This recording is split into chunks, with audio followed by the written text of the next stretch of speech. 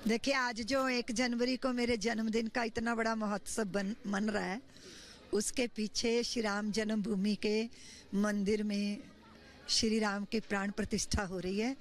हमारी प्रसन्नता, आनंद, उत्सव, महोत्सव का यही कारण है। वो अभी जन्मदिन के रूप में इतना आनंद सबको प्राप्त हो रहा है। तो अनुभूति तो ऐसी है कि जिसके लिए शब्द हमारे पास है नहीं, क्योंकि मेरा पूरा जीवन श्री राम जन्मभूमि को ही समर्पित रहा।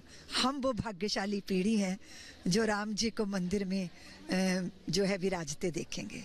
साध्वी जी, आपने इसके लिए बहुत संघर्ष किया। कई बार आप पर कानून तोड़ने का आरोप लगा, लोगों को उकसाने का आरोप लगा, लेकिन तब भी जब आपसे लोग पूछते थे कि आप राजनीति में जाएंगी तो आपने मना किया। लेकिन आज तक 30 सालों से तो राजनीति चल ही रही थी। आज जब प्राण प्रतिष्ठा का मौका है तब भी राजनीति होती है। कुछ लोग कहते हैं कि बीजेपी ने राम जी को हाईजैक कर लिया है, मंदिर को हाईजैक कर लिया है। तो बीजेपी के लोग कहते हैं कि सपा के लोगों को मत बुलाओ, उन्होंने कार सेवकों पर गोलियां चलवाई। आप क्या कहें? भारतीय जनता पार्टी को ये प्रसाद मिल रहा है क्योंकि उन्होंने नैतिक जिम्मेदारी ली, जन्मभूमि की पक्षधर बने, संघर्ष में सम्मिलित हुए। जो इस यज्ञ में होता नहीं बन पाए उनको तकलीफ हो रही है। तो मुझे नहीं लगता कि अब विरोध और विपक्ष अब क्या रह गया। राम जी तो सबके ही हैं, वो तो कण कण के अंदर विराजमान है। आरजेडी ने आज एक पोस्टर लगाया है, उसमें सावित्रीबाई फुले का उन्होंने एक कथन कहा है कि मंदिर आपको गुलामी की तरफ ले जाता है, जबकि शिक्षा आपको उजाला और तर्क की तरफ।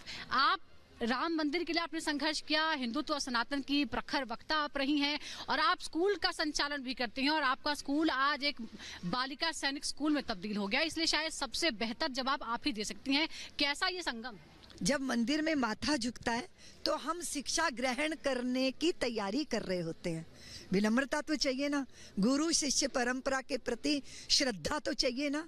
आप खाली शिक्षा की बात कर रहे हो तो फिर टीचर सैलरी के नोट गिन रहे हैं और बच्चे नकल कर करके पढ़ रहे हैं, और संतानें माँ बाप और शिक्षकों के बीच में शटल ट्रेन बन गई हैं। क्या हम ऐसा भारत चाहते हैं, या हम वो भारत चाहते हैं जो शिष्य गुरु के चरणों में न्यौछावर हो जाए और गुरु बिना किसी अपेक्षा के अपना ज्ञान अपने विद्यार्थियों पे लुटा दे? हम वो भारत चाहते हैं। साध्वी जी, एक आखिरी सवाल आपसे कि अब राम जन्मभूमि का समाधान हो चुका है, मंदिर बन चुका है, कृष्ण जन्मभूमि के लिए भी सर्वे के आदेश आ चुके हैं। अब बताइए, अब ये संघर्ष कैसे आगे बढ़ेगा? और आपके गुरुजी ने आज एक और अहम काम आपको दे दिया है कि अब आपको संघर्ष करना है, देश भर में जाना है, जातीय समरसता, सामाजिक समरसता पर काम। तो पहले ही कह दिया कि वो तो हमारी उमंग है, और उनकी जन्मभूमि तो स्वयं प्रमाण दे रही है कि मैं ये हूँ। और इसी तरह जैसे काशी बाबा विश्वनाथ के नंदी बता रहे हैं कि भोले बाबा वहाँ बैठे हैं, तो निश्चित रूप से जैसे आज योगी जी ने भी कहा कि संघर्ष करके हमने श्री राम जन्मभूमि मुक्ति आंदोलन किया था और आज इस मंजिल को प्राप्त किया है। लेकिन अभी संवाद से, कानून से, और हम उस तरह की वैसे जन्मभूमि का अधिकार भी हमें कानून की लंबी प्रक्रिया से गुजर के ही प्राप्त हुआ है, क्योंकि हम संवैधानिक व्यवस्था को मानने वाले लोग हैं। लेकिन कृष्ण जन्मभूमि और काशी बाबा विश्वनाथ का स्थान सनातनियों को ही प्राप्त होना चाहिए, क्योंकि ये सनातनियों का ही स्थान है। अयोध्या में होने वाली प्राण प्रतिष्ठा का साक्षी बनने के लिए हर कोई इंतजार कर रहा है। कुछ राम भक्त तो ऐसे हैं जिन्होंने यह संकल्प लिया है कि वो पैदल ही प्रभु श्री राम की नगरी अयोध्या पहुंचेंगे और 22 तारीख को होने वाली इस प्राण प्रतिष्ठा का साक्षी बनेंगे। ऐसे ही 2 राम भक्त हैं जिनसे रिपब्लिक भारत ने खास बातचीत की है। क्या कुछ कहना है इन राम भक्तों का और इस संकल्प के पीछे की सिद्धि क्या है, सुनाते हैं आपको।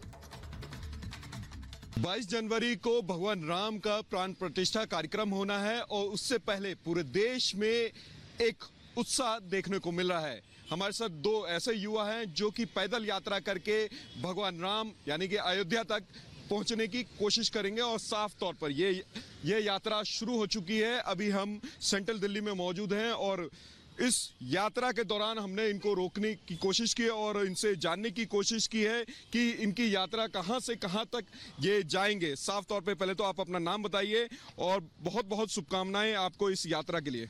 बहुत बहुत धन्यवाद, और सबको जय श्री राम। तो मेरा नाम प्रांशु है। और आपका? मेरा नाम सोनू है। कैसे ये यात्रा का ख्याल आया? एक्चुअली मैंने पहले देखा कि काफ़ी पहले मैं ट्रैवल ही करता था, और